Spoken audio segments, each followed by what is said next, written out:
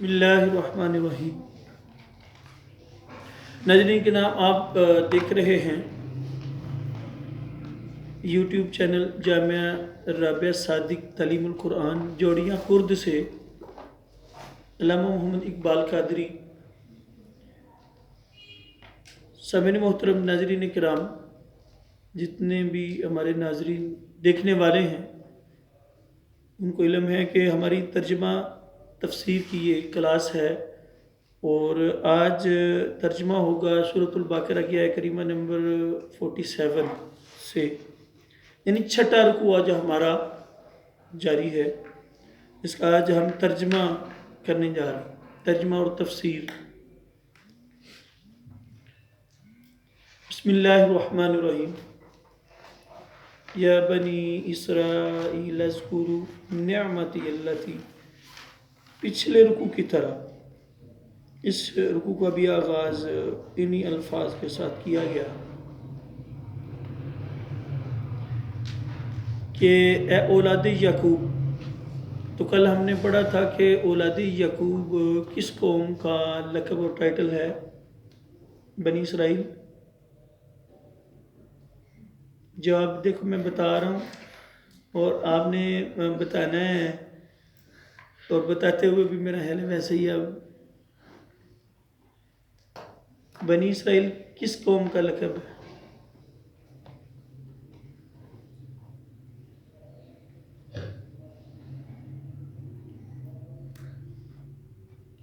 یہ جواب تو میں نے منہ سے بتایا۔ شاباش۔ لذکروا، اس کا جو حرف اصلی ہے وہ ذکر۔ ذکر کے کتنے معنی ہم نے پڑھے تھے؟ لفظ ذکر کے قرآن کریم میں جو معنی بیان کیے گئے ہیں کتنے الفاظ میں؟ ذکر کرنا، قرآن پاک یاد کرنا، اس کے بعد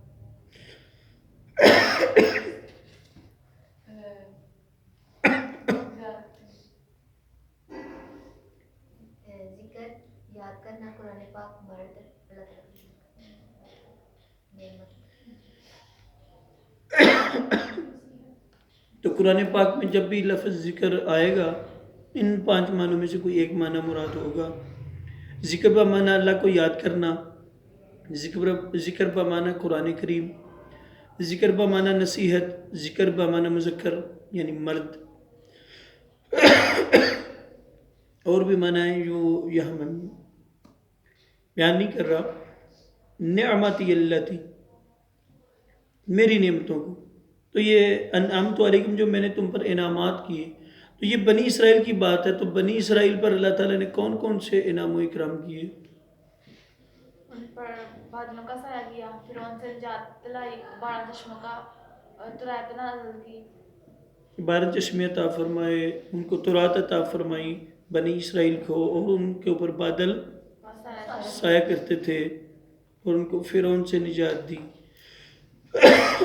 بے شمار اللہ تعالیٰ نے من و سلوہ عطا کیا گیا۔ تو یہ سورۃ البقرہ کی آیہ کریمہ نمبر 47 کے اندر جن نعمتوں کا تذکرہ ہے جو بنی اسرائیل کو دی، تو ان سے مراد یہ ہے۔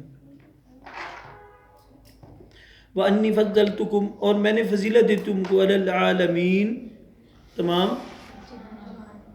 جہان والوں پر۔ جہانوں پر اگر ترجمہ کیا جائے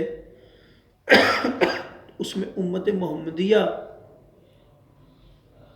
کی فضیلت زیادہ ہے، لیکن یہ اس زمانے کی بات ہو رہی جس زمانے میں بنی اسرائیل تھے، کہ ان کو ان کے دور میں افضلیت دی، مقام و مرتبہ دیا، ان کو عروج عطا فرمایا۔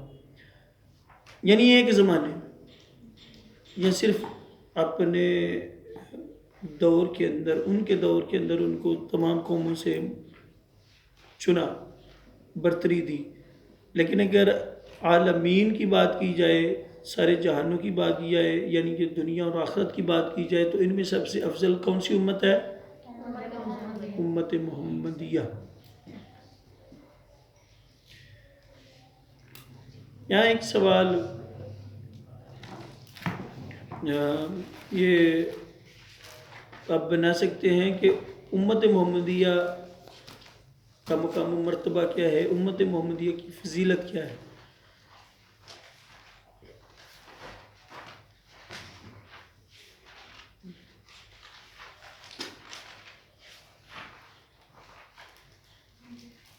تو حضور صلی اللہ علیہ وآلہ وسلم نے ارشاد فرمایا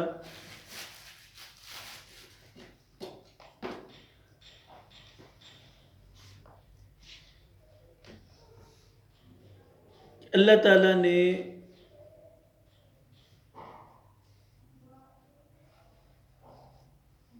میری امت کو تمام امتوں سے اعلیٰ بنایا ہے، ایک حدیث۔ اور دوسری حدیث یہ ہے کہ حضور سید دو عالم صلی اللہ علیہ وآلہ وسلم نے ارشاد فرمایا کہ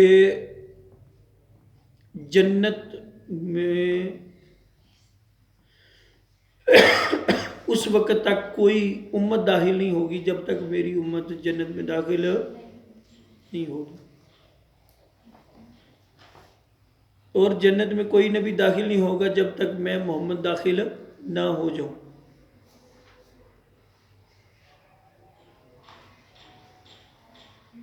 اور پھر اور تیسری حدیث ہے کہ حضور سید دو عالم صلی اللہ علیہ وسلم نے ارشاد فرمایا قیامت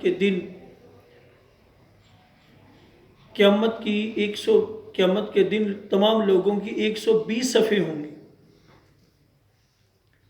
جن میں سے 80 صفیں میری امت کی ہوں گی، 40 صفیں دیگر ساری امتوں کی ہوں گی، یعنی میری امت اتنی تعداد میں زیادہ ہوگی۔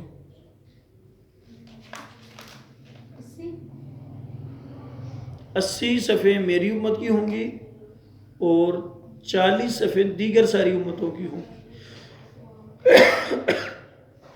اور قیامت کے دن کثرت امت یعنی امتیوں کے زیادہ ہونے کی وجہ سے میں دیگر انبیاء پر فخر محسوس کروں گا۔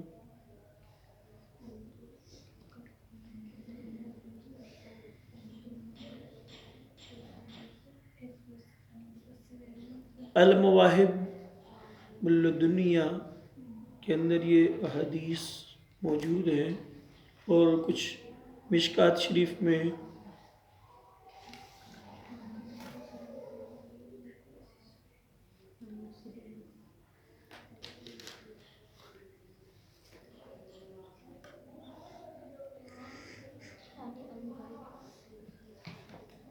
المواہب اللدنیہ بھی اگر آ جائے تو حوالہ تو آ گیا سب کا۔ قیامت کے دن میری امت کی کثرت زیادہ ہوگی، کثرت ہوگی نا، ظاہری بات ہے، جب 80 صفحے ایک ہی نبی کی اور 1,24,000 کم و بیش جو انبیاء رسول ہیں ان کی سب کی امتیں 40 صفحوں پر مشتمل ہوں گی، تو ٹوٹل کتنی ہو گئیں؟ 120 80 40۔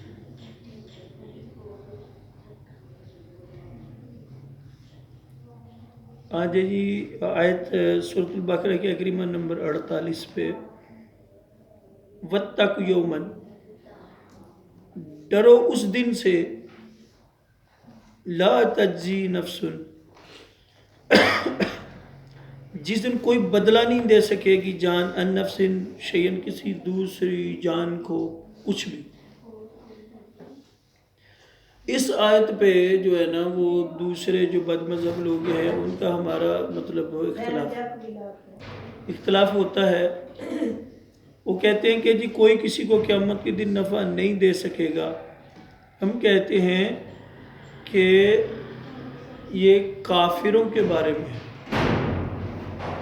کوئی کسی کو قیامت کے دن نفع نہیں دے گا تو یہ کون نہیں دے سکے گا؟ اس سے مراد اشارہ کفار کی طرف ہے۔ جتنے کافر لوگ ہیں وہ ایک دوسرے، مسلمان تو مسلمان کے کام آئے گا نا، اس میں تو بڑی بڑی احادیث ہیں۔ اب یہ سوال یہاں بن سکتا ہے، یہ پوری آیت پڑھ لیں پھر میں سوال لکھواتا ہوں، کیونکہ اگلی چیزیں بھی کون کیا نہیں کر سکتا، یہ آگے اگلی ٹکڑے میں آ رہا۔ یہاں تو ہے نا کہ ڈرو اس دن سے جس دن کوئی انسان کسی دوسرے کو نفع نہیں دے سکتا. ولا یقبل، اور نہیں قبول کی جائے گی منہا ان سے شفاعت شفاعت.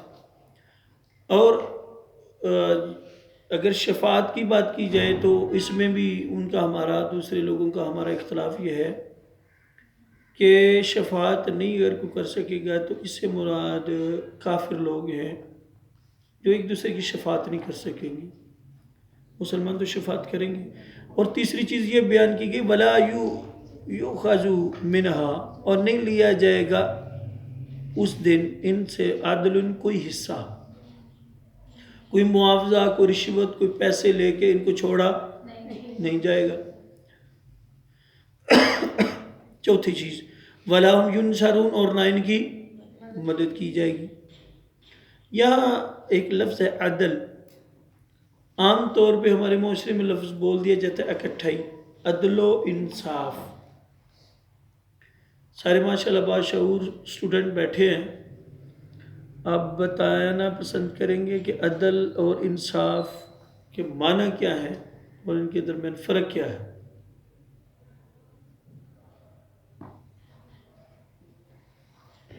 آپ ماشاءاللہ سارے پڑھے لکھے ہیں. اور عدل ہوتا ہے کسی پر رحم کرنا، مطلب کہ رحم کی صورت میں. تو انصاف ہوتا ہے کہ کسی کا دو چیزوں کو دیکھ کے تو انصاف کیا جائے، اس کسی کے حق میں رائے دی جائے یا برابری. دستے جی کیا دستے ہیں آپ بتائیں. بھائی یہ بتا رہے کہ انصاف کا مطلب ہے کہ کسی چیز میں کسی کو اگر ہم کوئی چیز دو کے کوئی چیز اگر ہم تقسیم کر رہے ہیں تو دونوں میں برابر تقسیم کر رہے ہیں، دو اس کو دے رہے ہیں تو دو اس کو بھی دو ہی دینے ہیں. تو یہ کس کا معنی ہے؟ انصاف کا. غلط.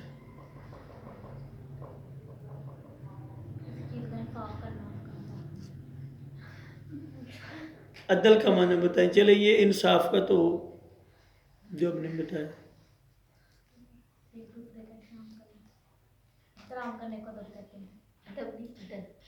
آپ کے آنے سے پہلے نا یہ انہوں نے ترجمہ بڑا اچھوتے انداز میں شروع کیا. میں نے کہا یہ سیٹ پر بیٹھنے کا اثر ہے کہ یا مکتب کی کرامت ہے کہ یا قرآن کی کرامت ہے؟ جی عدل اور انصاف میں کیا معنی میں کیا ڈفرینس؟ کہ ایک نہیں. رحم کو کہتے ہیں رحم کرنا.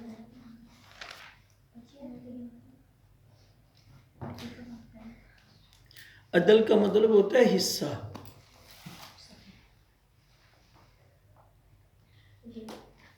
یعنی جب یہ کہا عدل کا معنی اور ہے انصاف کا معنی اور ہے.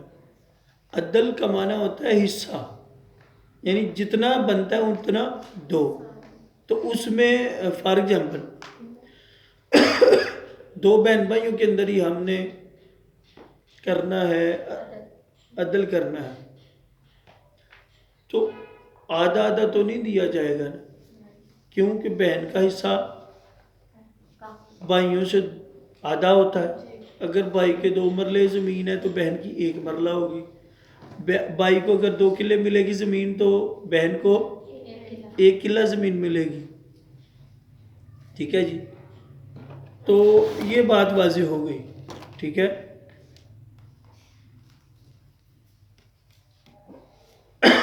تو عدل کا معنی کیا ہے؟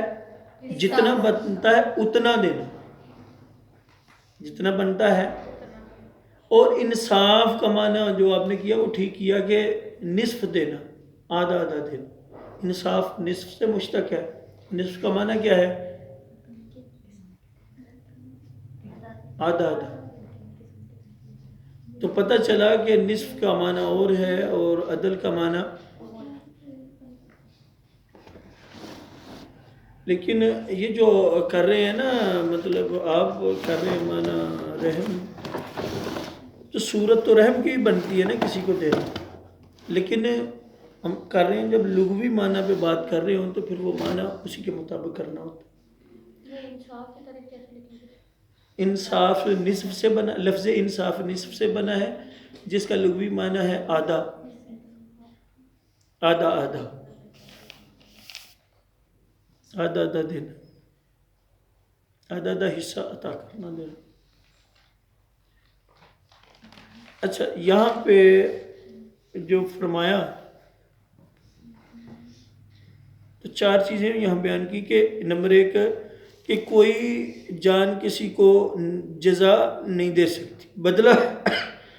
ایک تو چیز یہ بیان کی گئی، تو اس سے مراد بھی کافر ہے کہ کوئی، کیونکہ ہم نے ایک دلیل کے طور پہ وہ دلیل جو پہلے ہم نے دی تھی نیکی والی نفع دیا نا، اور پھر دوسرا فرمائے گا اللہ تعالیٰ کہ بھئی جاؤ جنت کے دہنے پہ کھڑے ہو جاؤ، جس کو پہچان، جس نے ایک گھونٹ بھی پانی پلایا ہے اس کی شفاعت کرو. اور حضور علیہ السلام نے فرمایا حافظ قرآن اپنے گھر والوں کی 8 لوگوں کی شفاعت کرے گا.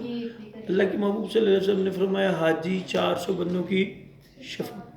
یہ نفع کی صورتیں ہیں نا ساری. اچھا پہلے کیا کہا گیا کہ کوئی کسی کو نفع نہیں دے سکتا، تو یہ بھی کافروں کے بارے میں. وَلَا يُقْبَلُ مِنْهَا شَفَاعَةٌ، اور ان کی شفاعت بھی قبول اس سے مراد بھی کافر ہے. وَلَا يُؤْخَذُ مِنْهَا عَدْلٌ، اور ان سے معاوضہ بھی نہیں لیا جائے گا، بدلہ نہیں لیا جائے گا. یعنی کہ اس سے مراد یہ ہے کہ کچھ لے دے کے چھوڑا نہیں جائے گا. اس سے مراد اس طرف اشارہ ہے، حصے سے مراد یہ ہے. اور یہ معاملہ تو سب کے ساتھ ہی. ہاں اس تناظر میں یہ جائز ہو سکتا ہے کہ جو حضور صلی اللہ علیہ وسلم نے فرمایا مفلس کون ہے، تو صحابہ نے عرض کی یا رسول اللہ صلی اللہ علیہ وسلم جس کے پاس پیسے نہ ہو. فرمایا نہیں، مفلس اسے کہتے ہیں، ندار اور غریب اسے کہتے ہیں کہ حاجی بھی ہو، زکاتی بھی ہو، روزے رکھنے والا بھی ہو، ساتھ ساتھ کسی کا حق کھایا ہو، کسی کو گالیاں دی ہو. یہ میں اینڈ پہ لکھواؤں گا، اپنے معنی سے نہ اس کو لکھتے جائیے گا، سوال بنا لیجیے گا. تو قیامت کے دن وہ جب حاجی صاحب کا اعلان کر دیا جائے گا جنت میں جائے گا، عمل صالحہ کی وجہ سے وہ جنت میں جا رہا ہوگا. مدعیان آ جائیں گے، مدعی دعویٰ کرنے والے آ جائیں گے، جس کا حق کھایا ہوگا، جس کو قتل کیا ہوگا وہ آ جائیں گے. یا رب العالمین اس سے ہم بدلہ لینا چاہتے ہیں. پھر ان دونوں کو آمنے سامنے لایا جائے گا، حاجی کو بھی اور جس کو اس نے گالی دی ہوگی وہ آ جائے گا، نیکیاں لے جائے گا. کوئی آئے گا تو وہ دوسرا کسی کا حق کھایا ہوگا، وہ زمین دبائی ہوگی زمین کا. اب وہاں تو ماردار تو ہوگی نہیں، وہاں نیکیوں پہ بات ختم ہوگی. جو حاجی ہوگا، زکاتی ہوگا، نمازی ہوگا، جس کی دل آزاری کی ہوگی کچھ، وہ نیکیاں پہاڑوں کے پہاڑ لے جائے گا. جس کو قتل کیا ہوگا وہ لے جائے گا، جس کی زمین حذف کی ہوگی. اب یہ حاجی، زکاتی، نمازی جو بالکل نیکیوں سے خالی ہو جائے گا، آقا علیہ السلام فرماتے ہیں یہ ہوگا غریب اور مفلس، کہ نیکیاں کرنے کے باوجود بھی جو ہے نا اس کے ہاتھ کچھ نہیں ہے. اسی لیے حضور صلی اللہ علیہ وسلم فرماتے ہیں کہ اپنی نیکیوں کو سنبھالنا چاہیے، ہم نہیں سنبھالتے. یعنی نیک کام کرنے کے بعد جو ہے کسی کا دل دکھانا، غیبت کرنا، موبائل چوری کرنا، گالیاں دینا، گناہ کا کوئی کام بھی کرنا، قیامت کے دن یہ بھاری پڑے گا. وہ اس کی دنیا میں یوں مثال آپ سمجھ سکتے ہیں کہ ایک واٹر کولر میں پانی بھرا ہو تو اس کی ٹوٹی کھلی رہنے دیں تھوڑی، تو قطرے قطرے قطرے سے وہ خالی ہو جائے. جو جس طرح پانی کو ہم نے نہیں سنبھالا، سیو نہیں کیا، تو ویسے ہی اگر نیکیاں کرتے رہیں اور ساتھ ساتھ برائیاں بھی کرتے رہیں، کسی کا دل دکھاتے رہیں، کسی کے مرلے دباتے رہیں، کسی کا حق کھاتے رہیں، تو قیامت کے دن وہ ساری نیکیاں دے کے جان چھڑانی پڑے گی. تو یہ جو ہے نا اس تناظر کے اندر یہ کہا گیا کہ وَلَهُمْ يُنْصَرُونَ، اور ان کی مدد بھی. تو مدد اگر کی جائے گی تو کن کی؟ جو نیک ہوں یا کم از کم ایمان والے ہوں. تو اب سوال یہاں یہ بن سکتا ہے کہ سورۃ البقرہ کی کریمہ نمبر 48 میں جو اللہ تعالیٰ نے فرمایا ہے، نمبر 1، ایک جان دوسری جان کو کوئی بدلہ نہیں دے سکتی. نمبر 2، کسی کی شفاعت قبول ہے. نہیں کی جائے گی۔ نمبر 3 کسی سے معاوضہ یا حصہ لیا نہیں جائے گا۔ نمبر 4 ان کی مدد۔ یہ کن لوگوں کے بارے میں کہا گیا ہے؟ یہ پوائنٹس بنا لینا ایک سوال کے اندر، اسی کے پوائنٹس۔ پہلا پوائنٹ بھائی ریپیٹ کر دینا۔ دوسری کو بدلہ نہیں دے گی، کسی کی شفاعت نہیں کی جائے گی، کسی سے حصہ یا معاوضہ نہیں لیا جائے گا، اور کسی کی مدد نہیں کی جائے گی۔ نہیں، سوال میں تو آپ بناتے کنڈیشن وہ نا کس کا یہ لفظ لاتے نہیں، تو کسی آپ کر رہے ہیں نا، بار بار بولنے میں تو کسی کا لفظ لا رہے ہیں۔ ان کی مدد میں نہیں، پھر تو جواب تو سیدھا کافر ہے۔ اب سوال بھی تو بنانے کا بھی تو لیول رکھے نا۔ سوال ہم نے بنایا ہے کہ کون یا کس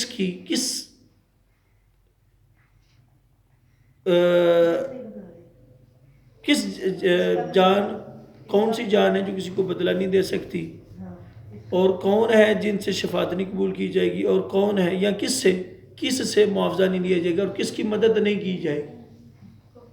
آپ جملہ کسی سے سوال ہاں، تو پھر یہی چیزیں ہیں نا، معنی کہاں سے کہاں جا کے نکل رہا ہے۔ یہ اس لیے تو کہا جاتا ہے جو لکھوایا جائے وہ لکھیں گے تو وہ بولیں گے تو ٹھیک رہے گا۔ تو جواب اس کا بس یہی ہے کہ اس سے مراد کافر ہیں، ان کا مصداق صحیح معنوں میں کافر لوگ۔ آگے چلیں گے۔ وَإِذْ نَجَّيْنَاكُمْ، اور یاد کی جس وقت ہم نے نجات دی تم کو مِنْ آلِ فرعون۔ یہ بنی اسرائیل کے ساتھ ٹاکنگ ہو رہی ہے نا، ان سے بات چل رہی ہے کہ ہم نے نجات دی تم کو آل فرعون سے، وہ جو ہم نے پڑھے کہ بنی اسرائیل پر جو انعام اللہ تعالیٰ نے کیے تھے، یہ اس طرف اشارہ ہے۔ وَإِذْ نَجَّيْنَاكُمْ، نجات دی تم کو مِنْ آلِ فرعون، آل فرعون سے، یسومونکم، جو پہنچاتے تھے تم کو سوء برا عذاب، سخت عذاب۔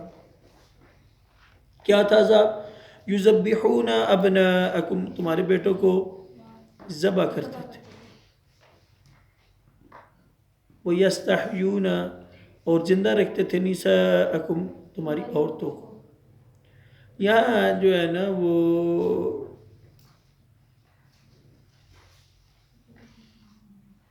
فرعون کے اس فعل کی طرف اشارہ جو وہ کیا کرتا تھا کہ ان کے لڑکوں کو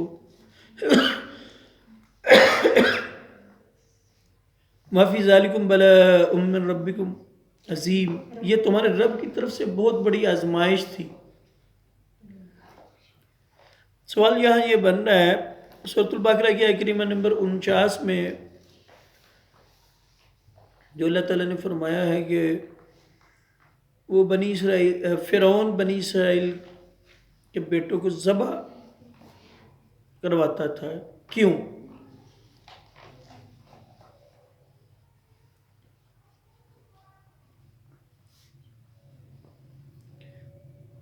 سورۃ البقرہ کی آیت کریمہ نمبر 49 میں جو اللہ تعالیٰ نے فرمایا ہے بنی اسرائیل والوں سے کہ فرعون تمہارے بیٹوں کو ذبح کرواتا تھا اور بچیوں کو زندہ رہنے دیتا تھا، کیوں؟ جواب، وہ ایسا اس لیے کرتا تھا کہ اس نے ایک خواب دیکھا تھا جس سے اس کو اشارہ ملا کہ اس کی حکومت جو ہے وہ ختم ہو جائے گی،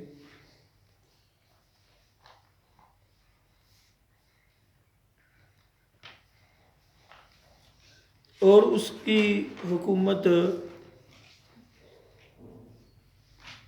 ختم ہونے کا سبب اللہ کے نبی حضرت موسیٰ علیہ السلام بنیں گے، اور اس کا سبب اللہ کے نبی موسیٰ علیہ السلام بنیں گے۔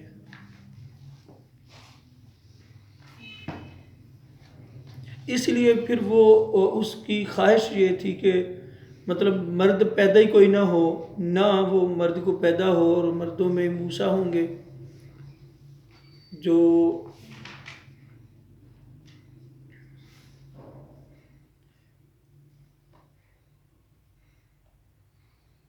آ کے تو اس منصب کو سنبھالیں گے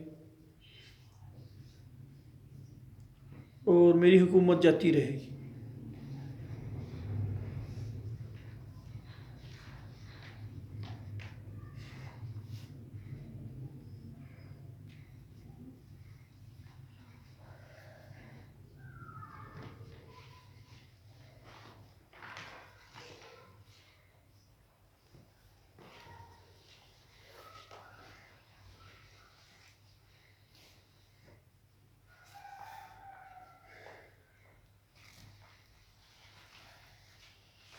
تو اسی لیے اس کے بلا بھی کہا گیا اور آزمائش بھی کہا گیا۔ عظیم کون سی؟ عظیم، بہت بڑی۔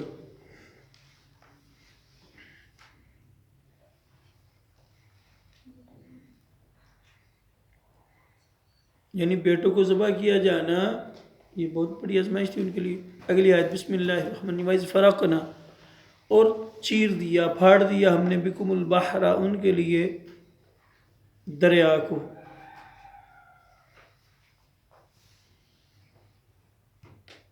سمندر کے اوپر بھی یہی لفظ بولا جاتا ہے، لیکن یہاں تھا کیا؟ دریا۔ دریا کی انگلش کیا ہے؟ ڈیو، اور ریور کس کو بولتے ہیں؟ نہر کو۔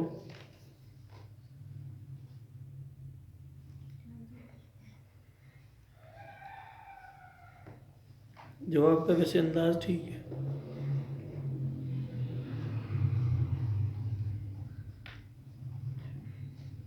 ان پر پتہ نہیں کون سا خوف طاری رہتا ہے کہ یہ بالکل بھی ڈرتے ڈرتے ہی بولتے ہیں۔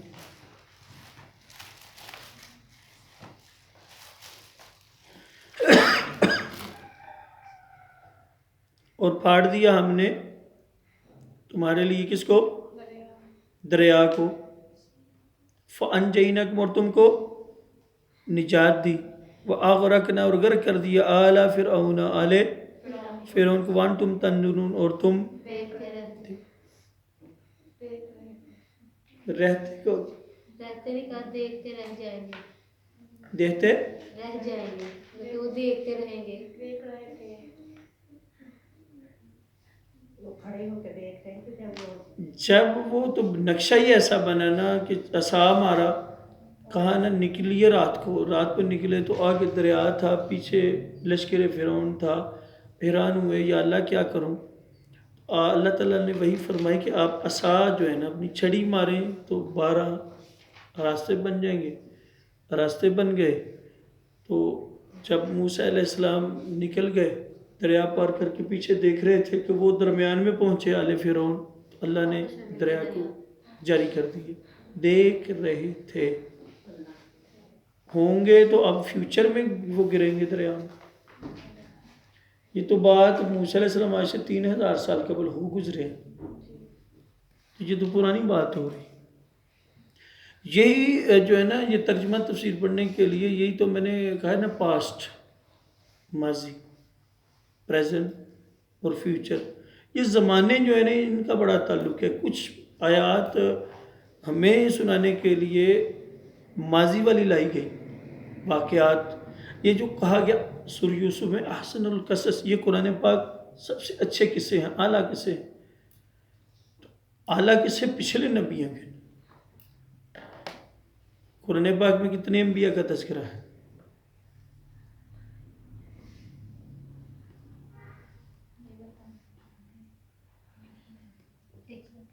29 انبیاء کا تذکرہ ہے قرآن کریم میں۔ جو باقی جو ہیں وہ حدیث مبارکہ میں آئے ہیں، جتنوں کی تعداد حضور نے بیان فرمائی۔ اچھا جی، اور تم دیکھ رہے تھے، ٹھیک ہے جی۔ آگے آیت ہے 51 سورۃ البقرہ کی. وَإِذْ وَاعَدْنَا، اور ہم نے وعدہ کیا موسیٰ علیہ السلام سے 40 لیلۃً راتوں کا. ثُمَّ اتَّخَذْتُمُ الْعِجْلَ، پھر تم نے بنا لیا معبود بچھڑے کو من بعدہ ان کے بعد. وَأَنْتُمْ ظَالِمُونَ، اور تم ہو گئے ظالموں میں سے.